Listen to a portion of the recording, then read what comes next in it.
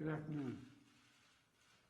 The Vice President and I had a very productive meeting with a bipartisan group of senators and House members to address an issue of both concern to our economic security as well as our national security, the resilience and reliability of our critical supply chains. This is a critical area where Republicans and Democrats agreed. It was one of the best meetings. It's the best meeting I think we've had so far, although we've only been here about 5 weeks. It was like the old days. People actually were on the same page. There were good bipartisan work has already been done. The leaders of this operation, the House and Senate, already have done great work, and I want to thank them for their leadership. We're here to build on that, and the bottom line is simple. The American people should never face shortages in the goods and services they rely on, whether that's their car, or the prescription medicines, or the food at the local grocery store. And remember, the shortages in PPE during the pandemic, that meant we didn't have masks. We didn't have gowns or gloves to protect our frontline healthcare workers. We heard horror stories of doctors and nurses wearing trash bags over their gown, over their dress, in order so they wouldn't be in trouble because they had no gowns. And they were rewashing and reusing their masks over and over again in the OR. That should have never happened, and this will never happen again in the United States, period. We shouldn't have to rely on a foreign country, especially one that doesn't share our interests or our values, in order to protect and provide our people during a national emergency.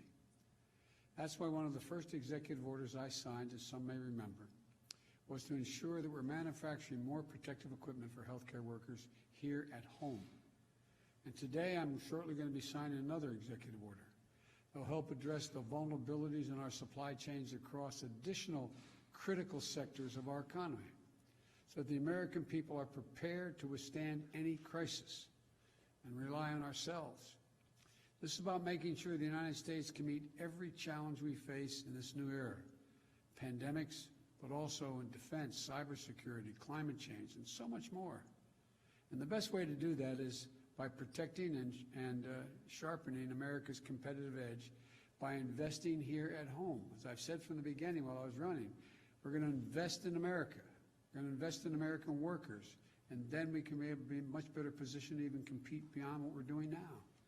Resilient, diverse, and secure supply chains are going to help revitalize our domestic manufacturing capacity and create good-paying jobs, not $15 an hour, which is we need to do someday, and soon as are better in my view, but jobs that are at the prevailing wage. We're going to spur new opportunities for small businesses, communities of color, and economically distressed areas. And I will drive new investment in research and innovation and our workforce, investing in training and university partnerships that are going to lead to new technologies and new solutions. And all of this won't just strengthen our domestic capacity, it will help unleash new markets around the world and grow opportunities for American business to export their goods that we're going to be making.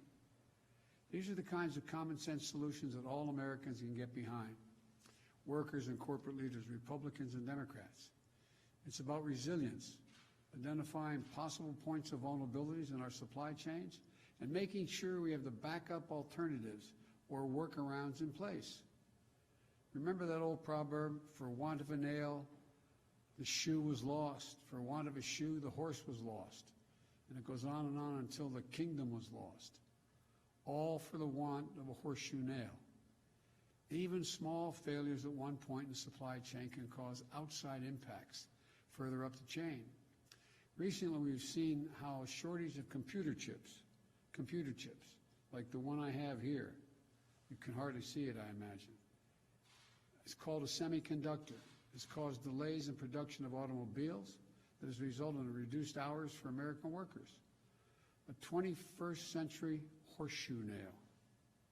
This semiconductor is smaller than a postage stamp, but has more than 8 billion transistors. 8 billion transistors, 10,000 times thinner than a single human hair in this one chip.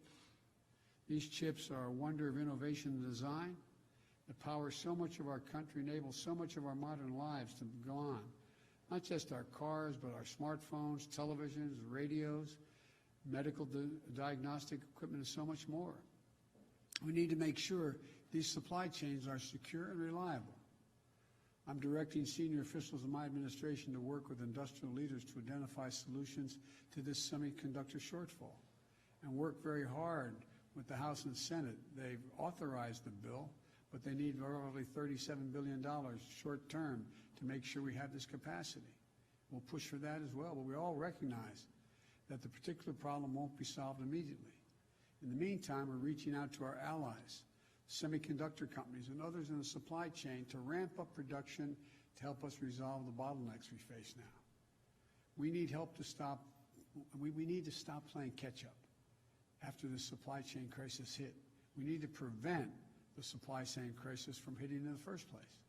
And in some cases, building resilience will mean increasing our production of certain types of elements here at home. In others, it mean working more closely with our trusted friends and partners, nations that share our values so that our supply chains can't be used against us as leverage. It will mean identifying and building surge capacity that can quickly be turned into and ramped up production in times of emergency. And it will mean investing in research and development, like we did in the 60s, to ensure long-term competitiveness in our manufacturing base in the decades ahead. The order I'm about to sign does two things. First, it orders a 100-day review of 4 vital products: semiconductors, 1, key minerals and materials like rare earths that are used to make everything from harder steel to airplanes, 3, pharmaceuticals and their ingredients, 4, advanced batteries like the ones used in electric vehicles. There's strong bipartisan support for fast reviews of these 4 areas because they're essential to protecting and strengthening American competitiveness. Second, this order initiates a long-term review of the industry bases of 6 sectors of our overall economy over the next year. These reviews will identify policy recommendations to fortify our supply chains at every step, and critically to start implementing those recommendations right away. We're not going to wait for a review to be completed before we start closing the existing gaps.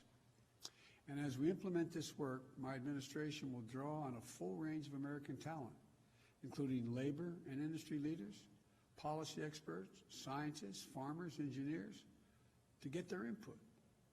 I'm grateful for the members of Congress who came to see me, Republican leaders as well as Democrats. They're leading the way. We're going to stay in close contact with members of both sides of the aisle and keep advancing our shared goals. Everyone has a role to play to strengthen our supply chains and our country. This is the United States of America. We are better prepared to meet the challenges of the 21st century than any country in the world. There's nothing we've ever failed to achieve if we work together.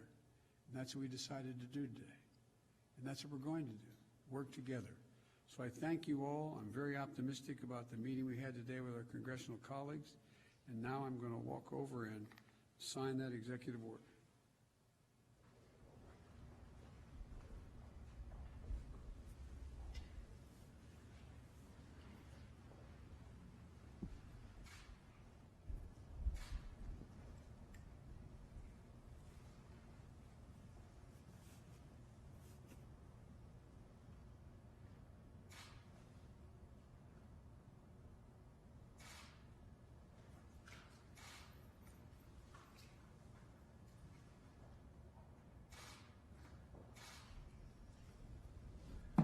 Very much. Mr. President, are you disappointed that more of your cabinet nominees have not yet been confirmed by the Senate?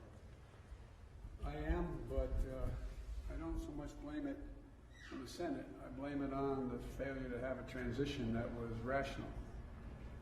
As you know, previous administrations had a significant number of their cabinet confirmed before they even were sworn in.